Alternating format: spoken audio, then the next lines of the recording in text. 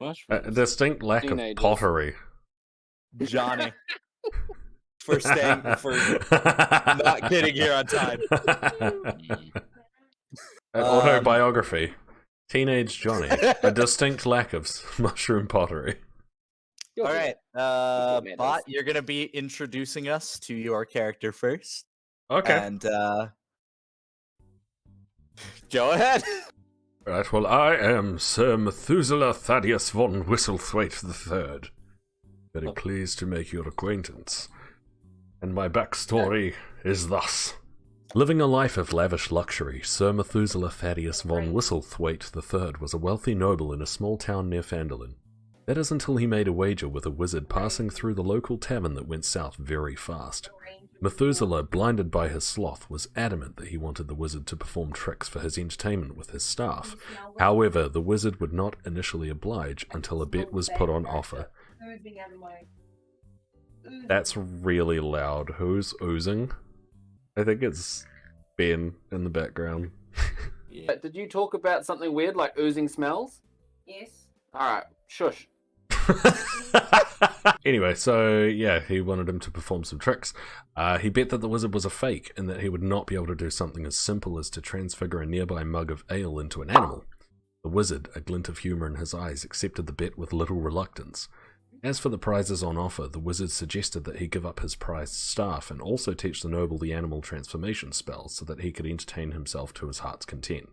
However, as he would not be able to cast spells without his staff, he would need a great reward if he should win, half of the noble's wealth.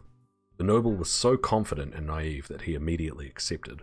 With an elegant flourish, the wizard raised his staff at the ale, muttered a few words, and then whipped around to face the noble. Without any time to react, Methuselah was hit by a blow. When he opened his eyes again, the distant figures crowded around seemed blurry, and his sense of colour was very odd. They all seemed very tall. As he raised a hand to his face, he suddenly realized he had been transfigured into a common cat. As he stumbled to his 4 feet, he could make out the very faint figure of the wizard sculling back the mug of ale they had bet on, then tipping his hat to the cat before heading out of the tavern.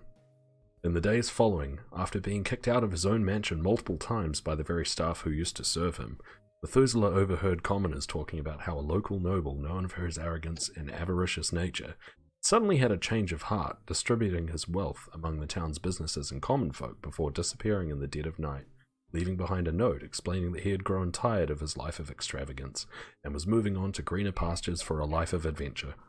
Methuselah knew that he had been well and truly duped, sinking into a spiral of depression and denial. Years passed, and as the now cat noble discovered, life wasn't all that bad as a cat. Finding out more from curious druids and passing adventurers, he learned about the soul stone that the wizard had created in transfiguring him.